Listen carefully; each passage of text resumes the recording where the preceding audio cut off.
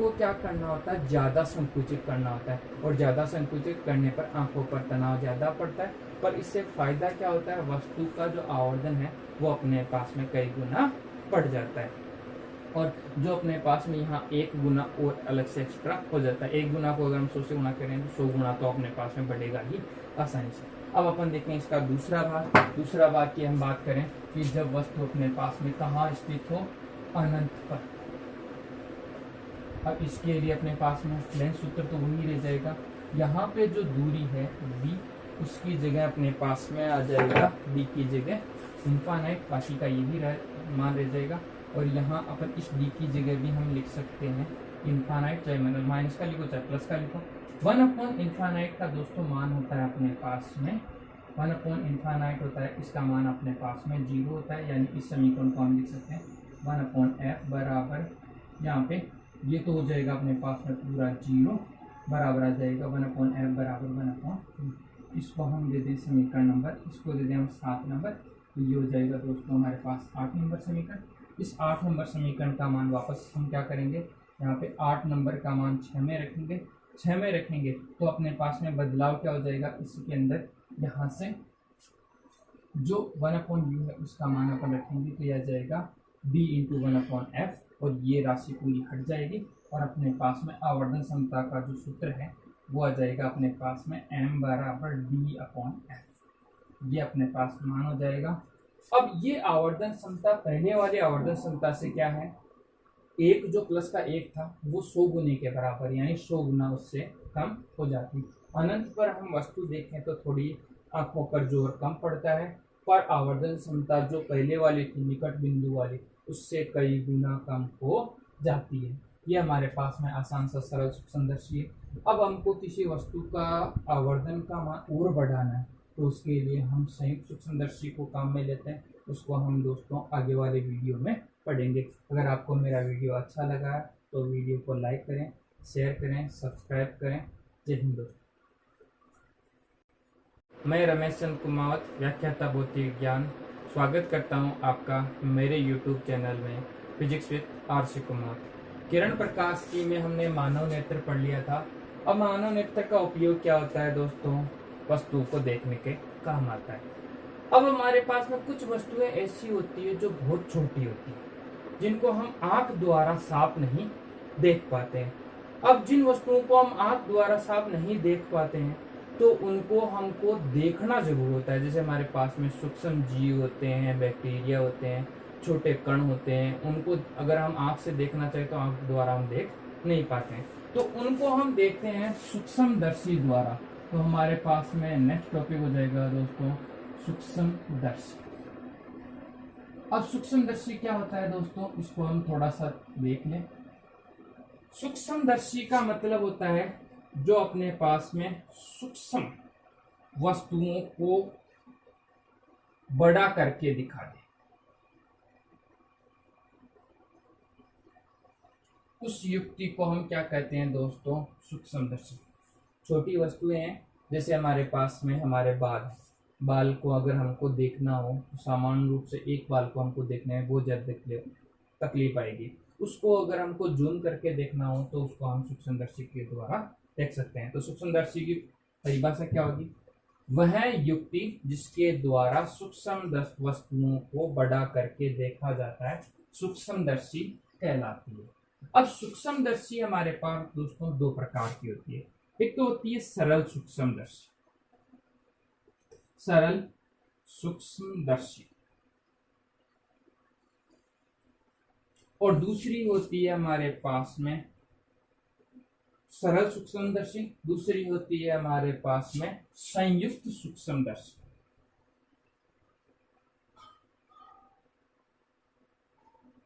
संयुक्त सूक्ष्मदर्शी दोस्तों,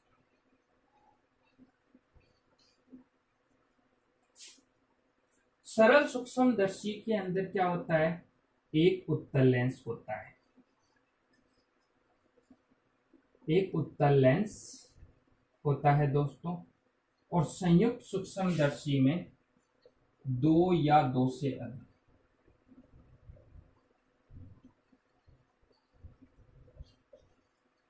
उत्तल लेंस का उपयोग किया जाता है। अब अपने पास में क्वेश्चन ये बनता है, इसका जो मोस्ट इंपोर्टेंट क्वेश्चन बनता है 1 नंबर का, कि सूक्ष्मदर्शी में जो लेंस काम में लिया जाता है वो उत्तल लेंस ही क्यों काम में लिया जाता है, अवतल लेंस क्यों काम में नहीं लिया जा सकता। तो अपन कारण देखें, अवतल लेंस हम इसलिए काम में नहीं ले सकते क्योंकि इससे बनने वाला जो प्रतिबिंब है, इससे बनने वाला प्रतिबिंब अपने पास में कैसा होता है दोस्तों, छोटा होता है। प्रतिबिंब क्या होता है, छोटा होता है, और साथ में आभासी होता है। आभासी तो हमको कोई खास काम का नहीं है, पर अगर हम बात करें प्रतिबिंब, तो प्रतिबिंब हमारे पास में छोटा होता है, इसलिए हम अवतल लेंस का सूक्ष्मदर्शी में उपयोग नहीं कर सकते। उत्तल लेंस द्वारा जो प्रतिबिंब है हमारे पास दोस्तों, वो बड़े और छोटे दोनों बनते हैं, बड़े व छोटे दोनों बनते हैं। उनमें से हम बड़े प्रतिबिंब को काम में ले सकते हैं, इसलिए हम उत्तल लेंस का उपयोग कर सकते हैं। तो अपने पास में सीधी सी बात है, सूक्ष्मदर्शी क्या होती है, अगर हम परिभाषा दें तो वह युक्ति है जिसके द्वारा छोटी वस्तुओं को बड़ा करके देख सकते हैं, उस युक्ति को हम कहते हैं सूक्ष्मदर्शी। सूक्ष्मदर्शी 2 प्रकार की होती है, एक तो सरल सूक्ष्मदर्शी, दूसरी होती है संयुक्त सूक्ष्मदर्शी। सरल सूक्ष्मदर्शी में एक उत्तल लेंस का उपयोग किया जाता है, इसमें 2 या 2 से अधिक उत्तल लेंस का उपयोग किया जाता है। इसकी जब हम आवर्धन क्षमता की बात करें, जिसको हम m से प्रदर्शित करते हैं, इसकी आवर्धन क्षमता जो होती है हमारे पास दोस्तों, वो 10 या 10 से कम होती है। अगर हम किसी वस्तु का सरल सूक्ष्मदर्शी द्वारा प्रतिबिंब देखें तो वह 10 गुना बड़ा हो सकता है या 10 से छोटा गुना बड़ा हो सकता है, 2 गुना, 3 गुना, 4 गुना, 5 गुना, 6 गुना, 7 गुना, 8 गुना, 9 गुना, 10 गुना, यानी 10 गुना से छोटा या 10 गुना तक हम इससे प्रतिबिंब बना सकते हैं। अगर हमको इससे बड़ा प्रतिबिंब बनाना हो किसी वस्तु का, तो उसके लिए हम दोस्तों संयुक्त सूक्ष्मदर्शी काम में लेते हैं, जिससे बनने वाला जो प्रतिबिंब है वो 10 गुने से ज्यादा या 10 गुने के बराबर काम में ले सकते हैं। इसमें 2 या 2 से अधिक उत्तल लेंसों का उपयोग करते हैं। अब हम बात करें सूक्ष्मदर्शी, तो सूक्ष्मदर्शी किसके सिद्धांत पर कार्य करती है, ये सिद्धांत कार्य करती है कोणीय आवर्धन के सिद्धांत। कोणीय आवर्धन, ये इसका क्या होता है दोस्तों, सिद्धांत होता है। अब कोणीय आवर्धन क्या होता है, कोणीय आवर्धन को हम समझना चाहें तो इसको हम समझ सकते हैं ऐसे कि जैसे हम किसी रोड के किनारे चल रहे हैं, जैसे हम कभी कभार रोड के किनारे हम चल रहे हैं, और रोड के किनारे हमने ज्यादातर देखा है तो बिजली के खंभे होते हैं। रोड के किनारे क्या होते हैं दोस्तों, बिजली के खंभे होते हैं। जैसे ये हमारे पास में एक रोड है, रोड के किनारे हमारे पास एक तो बिजली का खंभा ये है, एक बिजली का खंभा ये। जैसे हम यहाँ पे चल रहे हैं तो हम इन खंभों को देखें तो दोनों खंभों की लंबाई बराबर होती है, पर इस खंभे को हम देखें तो ये खंभा हमारे पास में यहाँ दिखाई देता है, ये खंभा हमारे पास यहाँ दिखाई देता है। इस खंभे की ऊंचाई हमने h1 कह दी, इस खंभे की ऊंचाई h2 कह दी।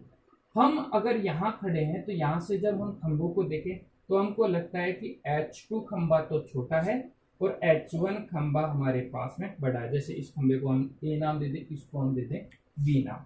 तो एक खंभा तो हमको बड़ा लगता है, B खंभा हमको छोटा लगता है। क्यों लगता है दोस्तों, इसका कारण हम देखें कि खंभे H1 की बात करें तो इससे बनने वाला कोण हमने कह दिया α1, और दूसरे खंभे द्वारा बनने वाला कोण कह दिया हमने α2। α1 तो अपने पास में बड़ा है और α2 जो होता है वो छोटा कोण है। यानी हमारी वस्तु पर जो कोण बनता है, वस्तु द्वारा हमारी आंख पर जो कोण बनता है, उस आंख पर बनने वाले कोण के आधार पर हम वस्तुओं को छोटा बड़ा देख सकते हैं। जिसमें जिस वस्तु द्वारा आंख पर बड़ा कोण बनता है, जैसे हमारे कहते हैं कि जो खंभा A है जिसकी ऊंचाई h1 है, उसके लिए हमारे पास में जो आंख पर कोण बन रहा है वो α1 है, जो कि α2 कोण से हमारे पास में बड़ा कोण है। तो α1 बड़ा होने के कारण क्या होता है, हमारे पास में खंभा h1 या फिर अपन कह दे खंभा A बड़ा दिखाई देता है और खंभा B छोटा दिखाई देता है। तो इसके लिए हमारे पास में काम आता है दोस्तों कोणीय आवर्धन, जो कि हमारे पास में किसी वस्तु द्वारा आंख पर बने कोण के आधार पर देखा जाता है। और इस कोणीय आवर्धन के लिए अपने पास में काम आता है दृष्टिकोण। एक हमारे पास राशि काम आती है दृष्टिकोण।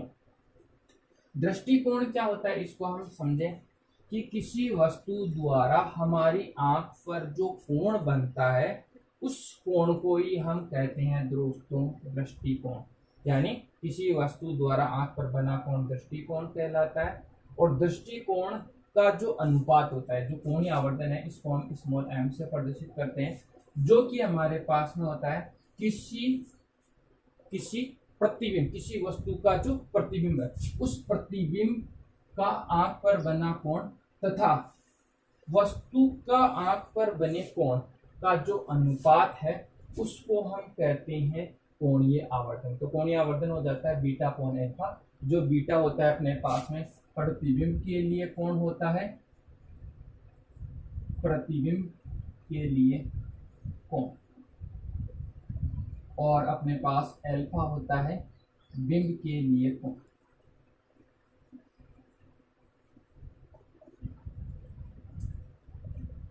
ठीक है, तो अपने पास में क्या निष्कर्ष निकला। अब कोणीय आवर्धन, देखो कोणीय आवर्धन से पहले हमने एक आवर्धन और पढ़ा था, आवर्धन जो है वो जो हमने पहले पढ़ा था वो था हमारे पास में रेखीय आवर्धन। रेखीय आवर्धन की थोड़ा सा अपने पहले पढ़ा था, उसको हम समझ लें क्या था। रेखीय आवर्धन m था अपने पास में किसी वस्तु की प्रतिबिंब की दूरी बटे बिंब की दूरी का अनुपात हमारे पास में था रेखीय आवर्धन। इसमें क्या था कि हमारी आंख पर किसी वस्तु की प्रतिबिंब दूरी, जैसे इसमें बिंब और प्रतिबिंब, इनको दोनों को अलग ले लें तो ये प्रतिबिंब दूरी मान लो b है, ये u है, इन दोनों का अनुपात हमारे पास में था रेखीय आवर्धन। रेखीय आवर्धन और कोणीय आवर्धन में थोड़ा सा अंतर है। यहाँ दूरियों के अंदर मान दिया जाता है, इसमें मान दिया जाता है दूरियों में, और इसमें मान दिया जाता है अपने पास कोण में। बस इतना सा अंतर है, बाकी दोनों का अर्थ एक जैसा है, ज्यादा हमको ज्यादा दिक्कत वाला काम नहीं लगता। तो हम बात कर रहे थे दोस्तों सूक्ष्मदर्शी। सूक्ष्मदर्शी किसके सिद्धांत पर कार्य करता है, कोणीय आवर्धन के सिद्धांत पर। कोणीय आवर्धन m बराबर होता है प्रतिबिंब द्वारा आंख पर बना कोण तथा बिंब द्वारा आंख पर बने कोण का अनुपात, जो होता है m बराबर बीटा अपॉन अल्फा। अब कोणीय आवर्धन की हम जब बात कर रहे थे तो कोणीय आवर्धन किसके लिए काम करता है, दृष्टिकोण के लिए। दृष्टिकोण क्या होता है दोस्तों, हमारे पास किसी वस्तु द्वारा आंख पर बना कोण। अब हम दोस्तों सूक्ष्मदर्शी हम पढ़ना स्टार्ट करते हैं। और सूक्ष्मदर्शी क्या होता है इसको हम समझ लें। सूक्ष्मदर्शी की परिभाषा हमने कह दी थी कि छोटी वस्तुओं को बड़ा देखने के काम आने वाली युक्ति को हम कह देते हैं सूक्ष्मदर्शी। अब सूक्ष्मदर्शी में दोस्तों हम सबसे पहले पढ़ रहे हैं सरल सूक्ष्मदर्शी। सरल सूक्ष्मदर्शी,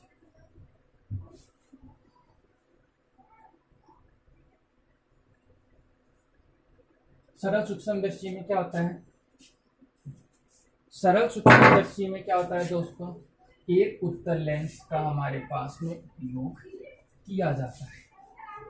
थोड़ा सा बोर्ड साफ कर लें दोस्तों, बोर्ड अपना काफी गंदा हो गया, एक बार में ही इसको हम कपड़े से, गीले कपड़े से साफ कर लेंगे तो बोर्ड हमको साफ दिखाई देगा। हम बात कर रहे हैं सरल सूक्ष्मदर्शी। सरल सूक्ष्मदर्शी में क्या होता है, एक उत्तल लेंस।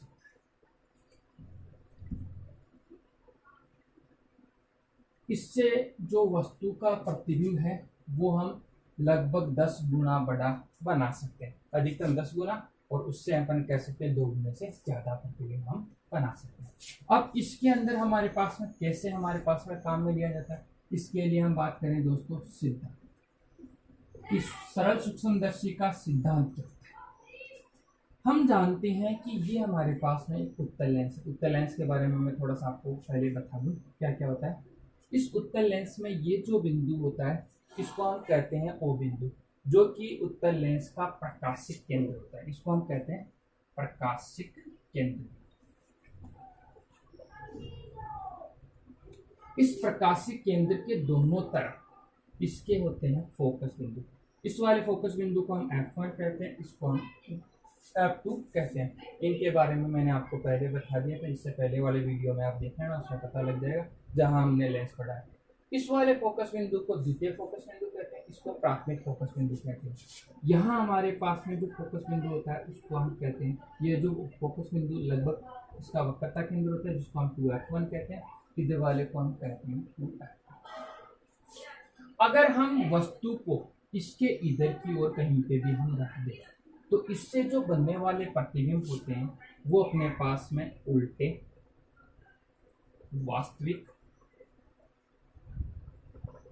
और छोटे और बड़े दोनों बनते हैं, छोटे व बड़े दोनों बनते हैं। अगर फोकस बिंदु, ये फोकस बिंदु के इधर चले रहा है, फोकस बिंदु से इधर अपन वस्तु रखते हैं, यहाँ पे इस बिंदु से इस बिंदु के बीच हम वस्तु को रखते हैं, तो प्रतिबिंब अपने पास में कैसा बनता है? प्रतिबिंब सीधा, आभासी और बड़ा बनता है और लेंस के पीछे बनता है। अगर हम चित्र बनाना चाहें तो थोड़ा सा आप देख लो, जब वस्तु अनंत पर होती है तो अनंत से प्रकाश किरणें अपने पास में ऐसे आपतित होती है, यहाँ से फोकस बिंदु पर एकत्रित होती है, तो फोकस बिंदु पर इसका पहला प्रतिबिंब बन जाता है। यानी अनंत पर रखेंगे तो फोकस बिंदु पर प्रतिबिंब बनेगा। अपने पास में वस्तु अगर हम यहाँ रख दें, इसको हम नाम दे दें AB, तो इससे प्रकाश किरणें क्या होगी? ऐसे आपतित होगी और यहाँ अपने पास में वस्तु का जो प्रतिबिंब है वो अपने पास में यहाँ बन जाएगा। यानी अपने पास में प्रतिबिंब बनेगा उल्टा, वास्तविक और इसकी आगे का नहीं। तो अपने को सिर्फ यहाँ पे इतना याद रखना है कि जब हम वस्तु को इसके फोकस बिंदु और ध्रुव के बीच में रखेंगे तो प्रतिबिंब हमारे पास सीधा, आभासी और बड़ा बनेगा। हमको सीधा आभासी से कोई काम नहीं है, हमको तो सिर्फ इससे काम है। क्यों? क्योंकि हम सूक्ष्मदर्शी को काम में किस लिए ले रहे हैं दोस्तों? बड़ा प्रतिबिंब देखने के काम में लेते हैं। इसलिए हम क्या करते हैं, यहाँ पे वस्तु को हम F और O के बीच में रखते हैं। अब इसका कैसा किरण चित्र बनता है उसको हम आगे देख रहे हैं। पहले अपन बात करें इसके किरण चित्र। किरण चित्र क्या होगा, कैसे बनेगा, इसको हम विस्तार से देखते हैं।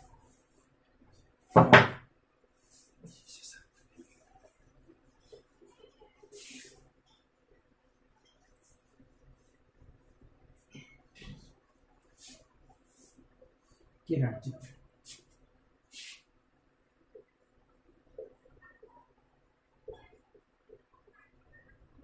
किरण चित्र के अंदर हम देखें, इसके अंदर मान लो ये हमारे पास में एक उत्तल लेंस है।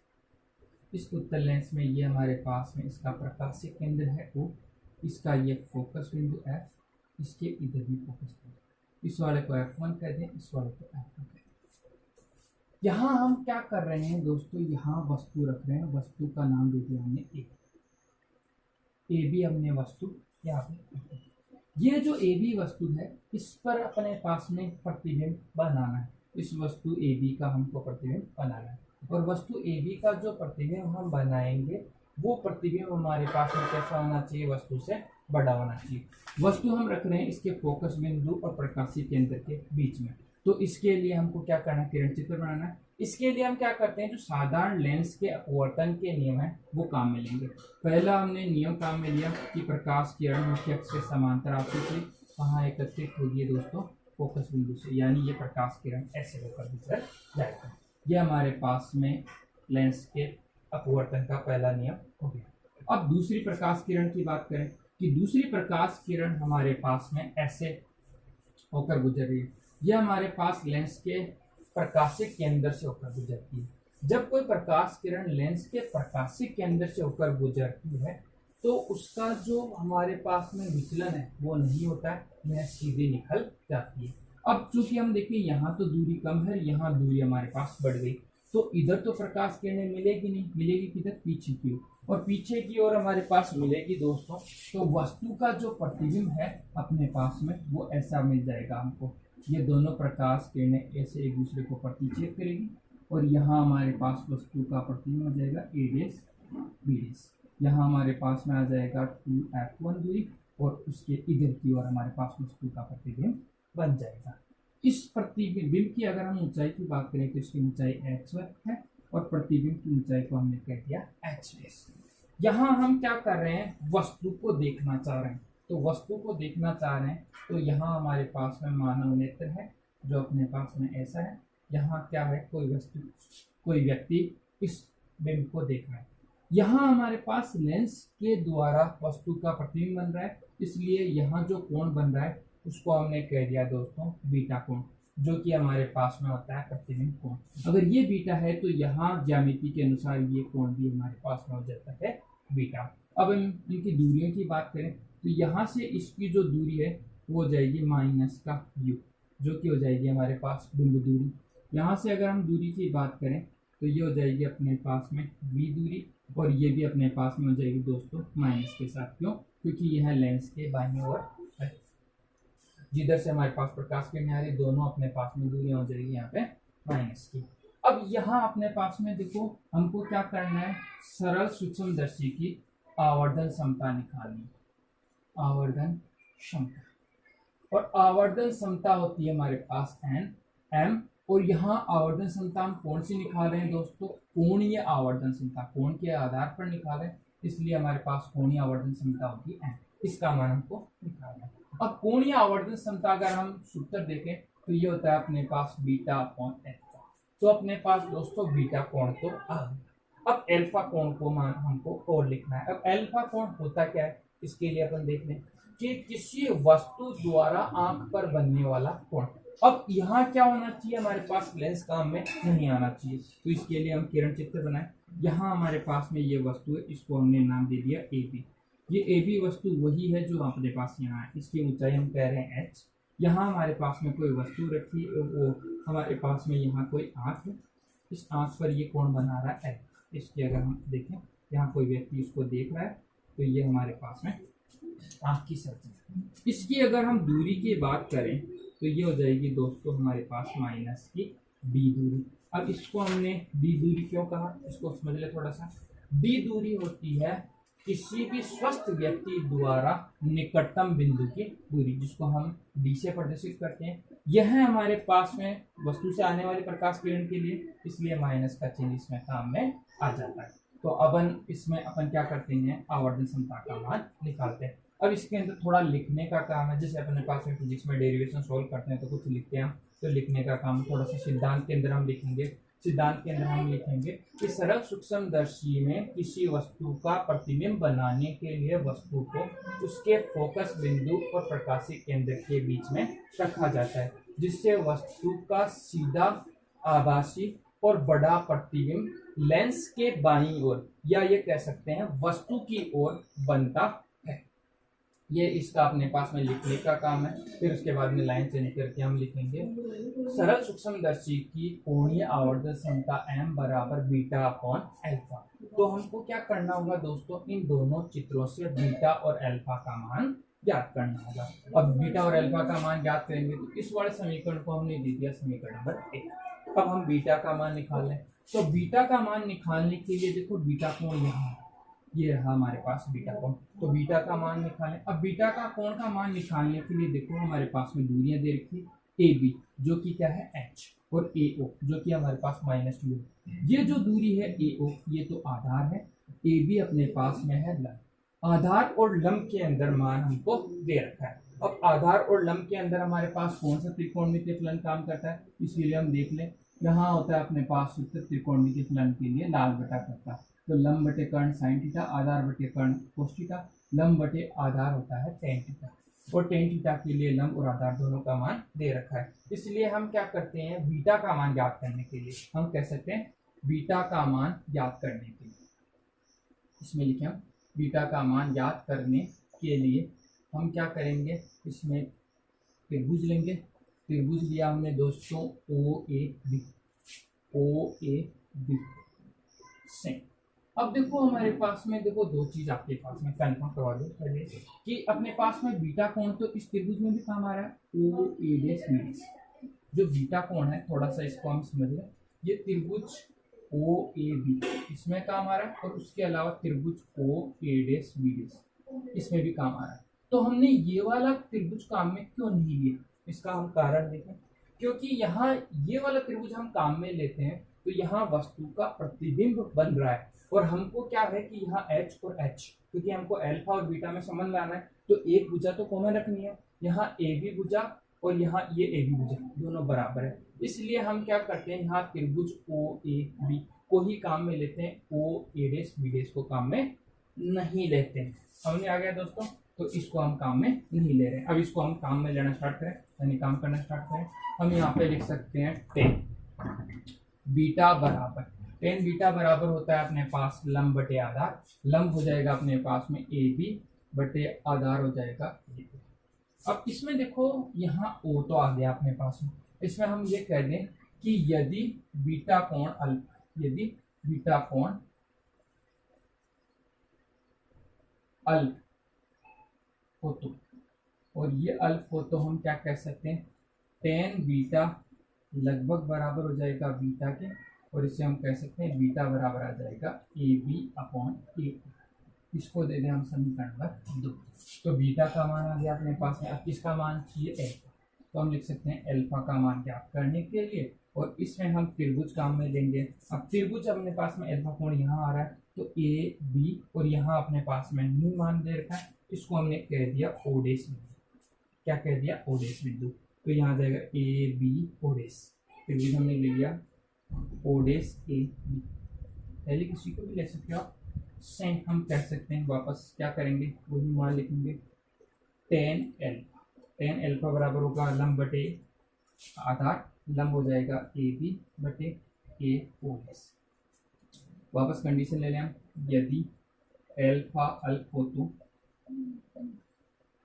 एल्फा अल्फ हो तो हम कह सकते हैं टेन एल्फा लगभग बराबर हो जाएगा अपने पास में एल्फा के, और इससे हम कह सकते हैं एल्फा बराबर A B upon A OS. इसको दे दें हम समीकरण नंबर, अपने पास आसानी से मान आ गया, ज़्यादा हमको मेहनत नहीं करनी पड़ी। अब हम एल्फा और बीटा का मान रखते हैं समीकरण 1 में। समीकरण 1 में 2 व 3 से मान रखें।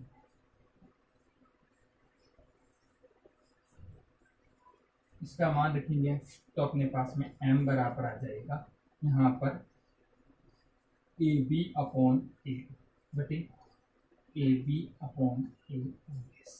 देखो ए बी से ए बी यहाँ पे कट जाएगा, तो m बराबर आ जाएगा अपने पास में, यहाँ पर आ जाएगा ए ओडेस।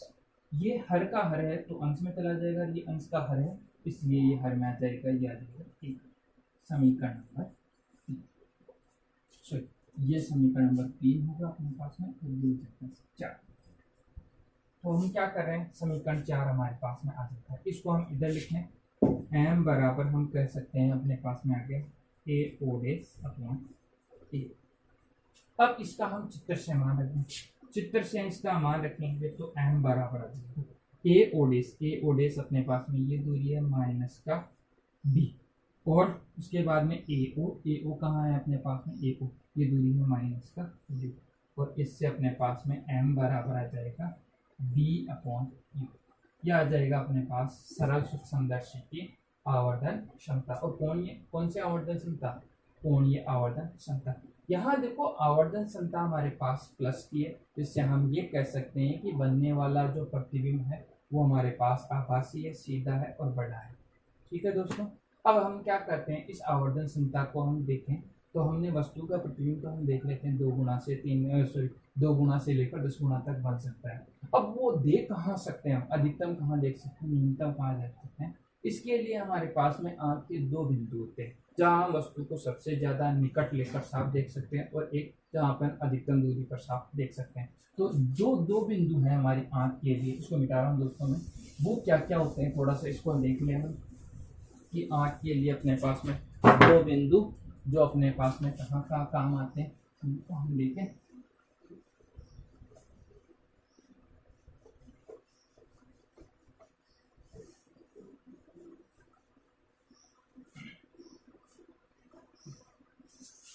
आंख के जो 2 बिंदु हैं वो देख लें। 2 बिंदु आंख के अपने पास में क्या होते हैं, एक तो होता है निकट बिंदु, और एक होता है अपने पास में, एक अपने पास में होता है अनंत। निकट का मतलब हम वस्तु को अधिकतम कितनी दूरी पर देख सकते हैं। तो निकट बिंदु के लिए हमारे पास दूरी हो जाएगी d, और अनंत बिंदु पर हो जाएगी अनंत। यानी हमारे पास में जो सरल सूक्ष्मदर्शी है उसकी दो स्थितियां हो जाएगी, एक तो निकट बिंदु की हो जाएगी, एक अनंत बिंदु की हो जाएगी। इन दोनों स्थितियों को हम देखें तो हम कह सकते हैं सरल सूक्ष्मदर्शी की स्थिति, सरल सूक्ष्मदर्शी की स्थिति।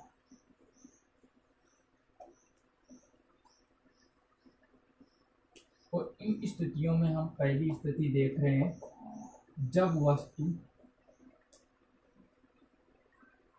निकट बिंदु B पर हो। अब वस्तु B पर होगी तो क्या विशेषता, यहां अपने पास में इसके लिए हमको मान निकालना है। किसका मान निकालना है दोस्तों? आवर्धन क्षमता M का मान निकालना है।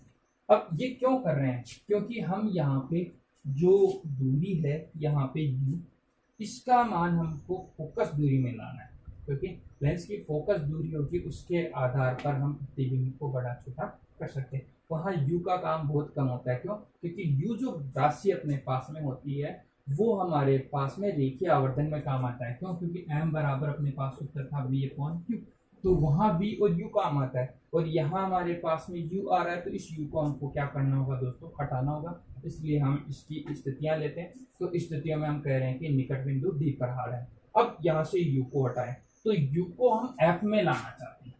U को दोस्तों किस में लाना चाहते हैं? हम F में लाना चाहते हैं। तो U और F के अंदर हमको एक संबंध काम में लेना होगा और वो संबंध होता है लेंस समीकरण। क्या काम में लेता है दोस्तों? लेंस समीकरण। तो हम क्या काम में लेंगे यहाँ? लेंस समीकरण से। समझ में आ रहा है दोस्तों आपको? कहीं कोई दिक्कत नहीं है? जहां आपको समझ में नहीं आया वहां आप मेरे को कमेंट करके बता दीजिए कि यहाँ मेरे को समझ में नहीं आया। तो अपन लेंस समीकरण क्यों काम में ले रहे हैं? क्योंकि हमको U को F में कन्वर्ट करना है। तो लेंस समीकरण होता है अपने पास 1/F बराबर 1/V माइनस 1/U, ये मान होता है अपने पास। इसके अंदर हम मान रख दें, हम इसके लिए ले लें कंडीशन, यदि V बराबर तो हो माइनस का D और U का जो मान है अपने पास में, ये अपने पास में हो जाएगा इसका मान माइनस का U, और F का मान अपने पास में F बराबर रहेगा, क्यों? ये हो जाएगा प्लस का। थोड़ा सा मान देख लें कैसे कैसे हम निकाल रहे हैं, थोड़ा सा कि हम क्या कर रहे हैं। यहाँ पे वस्तु का जो प्रतिबिंब है वो कहाँ बनना चाहिए? D दूरी पर। तो V बराबर हमने लिख दिया D, क्योंकि B दूरी माइनस की होती है इसलिए माइनस की B दूरी। U जो अपने पास में होती है वो बिंब दूरी होती है। यहाँ हम वस्तु कभी भी जब रखते हैं तो लेंस के बाईं ओर रखते हैं तो उसके लिए दूरी माइनस की U काम आती है। F बराबर यहाँ माइनस का F क्यों नहीं लिखा? क्यों? क्योंकि यहाँ हम ले रहे हैं दोस्तों उत्तल लेंस, और उत्तल लेंस की फोकस दूरी हमेशा F होती है, प्लस की F होती है, इसलिए हमने F यहाँ पे रखती है। फोटो, अब अपन ये फोटो अपन क्या लिख सकते हैं? समीकरण में मान रखें तो 1/F बराबर आ जाएगा 1/ माइनस का D माइनस माइनस का U, और ये कन्वर्ट होके आ जाएगा 1/F बराबर 1/D। यहाँ ये इसको अपन क्या कर दें? पक्षांतरित कर दें। इसको इधर ले आएंगे तो ये प्लस हो जाएगा, बराबर आ जाएगा 1/U। ये माइनस माइनस होकर क्या हो जाएंगे? प्लस। इसको दे दें हम समीकरण नंबर 4, नहीं 4 नहीं, सॉरी 4 तो दे दिया था अपन ने। ये हो जाएगा दोस्तों हमारे पास 5 नंबर समीकरण, और इसको दे दें हम समीकरण नंबर 6। क्या करें दोस्तों? हम यहाँ पे 1/U का मान किस में रखें? समीकरण 5 में। तो हम लिख सकते हैं समीकरण 6 से 5 में मान रखने, इसका मान हम रखेंगे तो क्या मान हो जाएगा? यहाँ से M बराबर आ जाएगा D गुणा 1/U। इसको हम ऐसे लिख सकते हैं D गुणा 1/U, और इसमें मान रखेंगे तो M बराबर आ जाएगा D 1/F का मान लिख सकते 1/U का मान लिख सकते हैं 1/F प्लस 1/D, और इसको अंदर गुणा कर देंगे तो M बराबर आ जाएगा D/F प्लस D/D, D से D कट जाएगा तो यहाँ से M बराबर आ जाएगा D/F प्लस 1। ये जो मान आ गया हमारे पास दोस्तों, ये अपने पास में आ जाता है अब F के अंदर। तो आवर्धन क्षमता अपने पास में F में आ गई, यही हमारा काम करना था। अब इसके बाद में थोड़ा सा इस आवर्धन क्षमता को हम देखें। यहाँ आवर्धन क्षमता किस पर निर्भर कर रही है? लेंस की फोकस दूरी पर। अगर लेंस की फोकस दूरी ज़्यादा होती है, लेंस की फोकस दूरी हमारे पास ज़्यादा हो जाती है तो आवर्धन क्षमता हमारे पास में कम हो जाती है, और लेंस की अगर फोकस दूरी हम कम लेते हैं तो आवर्धन क्षमता हमारे पास बढ़ जाती है। इसलिए सरल सूक्ष्मदर्शी में जो हम लेंस काम में लेते हैं उसकी फोकस दूरी हमारे पास में कम होनी चाहिए। कम का मतलब क्या है, लेंस मोटा होना चाहिए, और लेंस मोटा होगा तो उससे बनने वाले प्रतिबिंब हमारे पास में ज्यादा आवर्तित होंगे। पहली विशेषता। दूसरी विशेषता की हम बात करें, इसके अंदर ये कहें कि जब वस्तु का प्रतिबिंब निकट बिंदु पर बनता है तो हमारी आंखों पर तनाव ज्यादा पड़ता है। क्यों? क्योंकि हमारे जो आंख की जो पक्षांबी पेशियां हैं उनको क्या करना होता है, रेटिना जो सॉरी रेटिना नहीं, जो